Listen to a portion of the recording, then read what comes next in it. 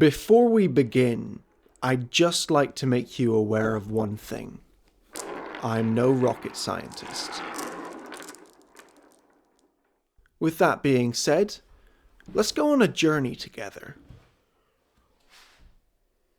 I'm going to go on a journey around my house, and you're going to go on a journey to the particle realm. Because if I do have anything in common with nuclear fission, it's this. I can break it down.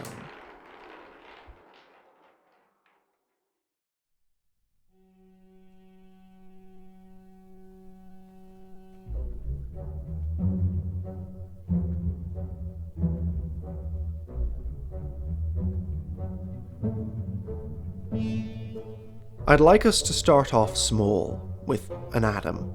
This is an atom. A nucleus is the core of the atom, with most of its mass.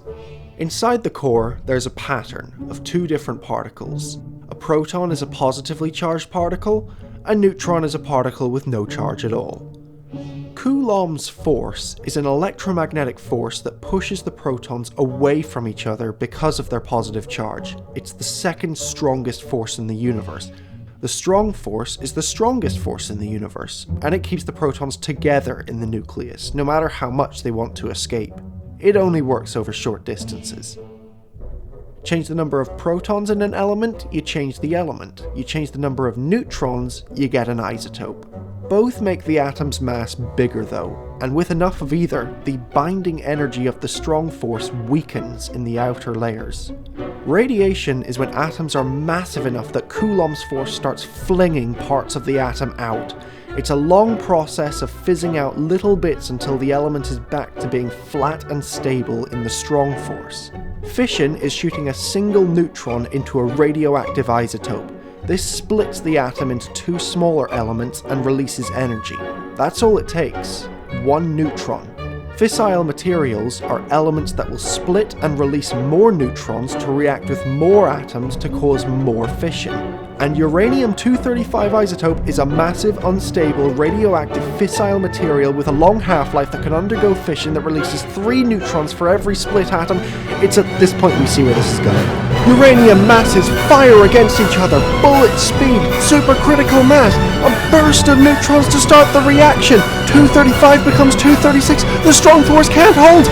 Coulomb's force becomes a Coulomb collision. Fission rips the atom into barium and krypton. 3 more neutrons ricochet out of the reaction into another. A chain reaction. Beta radiation, gamma radiation, black body radiation. Half-life obliterated. The very particles themselves get lighter than they should be. They lose a fraction of their mass. And where does that fraction of mass go?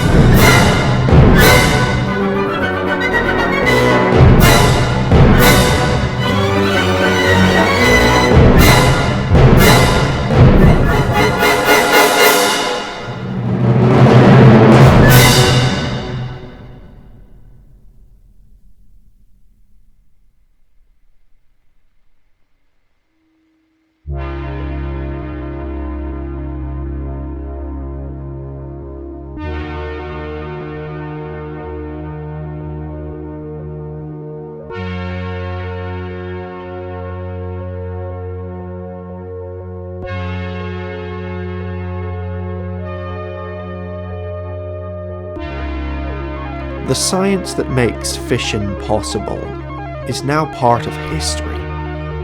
And maybe it's for the best. It's almost a century away now, and yet it's still at arm's length in the power we generate, the factories we build, the articles we read. There will always be a need to know what brought us to where we are. But I'd just like to say, if given the choice between coring an atom or coring an avocado, I know which one I'd pick. Thank you for watching.